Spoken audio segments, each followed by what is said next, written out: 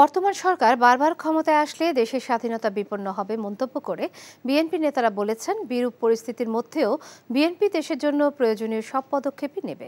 রাজধানী গুলশানের একটি হোটেলে বেগম খালেদা জিয়াকে নিয়ে লেখা একটি বইয়ের মোড়ক উন্মোচন অনুষ্ঠানে তারা এসব কথা বলেন। নূর হোসেনের রিপোর্ট।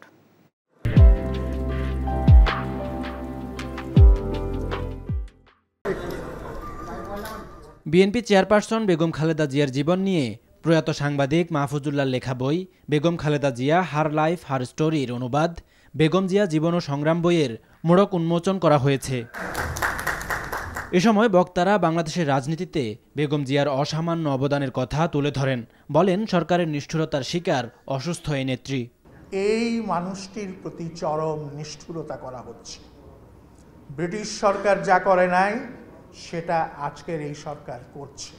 সহানুভূতি ছাড়া গণতন্ত্রের অধিকার হয় না, গণতন্ত্র হয় না। হার্টে বাইপাস করা যাচ্ছে না, কিন্তু সেটা একটা বিকল্প তারা করছেন যাতে রক্ত জমে ব্লকে মারা না যান, সেরকম করে একটা প্যাসেজ তৈরি করা দেখে আমার নিচের এত খারাপ লেগেছিল যে এই দৃশ্য দেখবার পরে কেউ তাকে আটকে রাখতে পারে, এটা আমার কাছে অবিশ্বাস্য।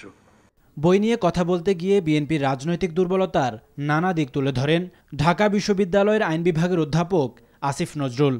আপনাদের বিরুদ্ধে এই যে নিরন্তর প্রচারণা হয় বিএনপি জামাত, কথা বলি বিএনপি জামাত, আপনারা কোনোদিন এই জিনিসগুলা ডকুমেন্টেড করে সাথে সাথে বলতে পেরেছেন যে আওয়ামী লীগ জামাতের বিরুদ্ধে আমাদের রুখে দাঁড়াতে হবে, আওয়ামী লীগ জামাতের বিরুদ্ধে লড়তে হবে?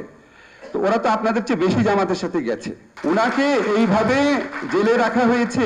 এই যে বিএনপির আইনজীবীরা আছেন, ইন্টারন্যাশনাল যে ফোরামগুলো আছে, হিউম্যান রাইটস অর্গানাইজেশন, জুরিস্টদের অর্গানাইজেশন, এখানকার এমবিসি, সেখানে কি আপনারা একটু বলতে পেরেছেন?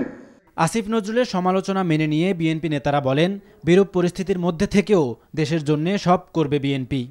এই সরকার দিক বা না দিক, এই দেশের স্বাধীনতা কিন্তু একসময় থাকবে না যদি এই দেশের সাধারণ মানুষ সচেতন না হয়।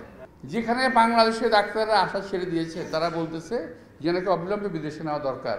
বারবার বলার পরেও জেনে শুনে একটা মানুষকে কিভাবে হত্যা করা হচ্ছে, এটা আজকে ইতিহাস সাক্ষী হয়ে থাকবে। একটা বিরূপ পরিস্থিতিতে আমরা আছি, কিন্তু তার মধ্যে দিয়ে যত দ্রুত সম্ভব যা কিছু করা প্রয়োজন তার সব কিছু করার চেষ্টা আমরা করবো ইনশাআল্লাহ।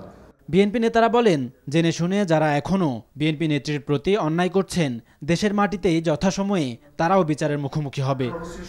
নূর হোসেন, এনটিভি নিউজ, ঢাকা।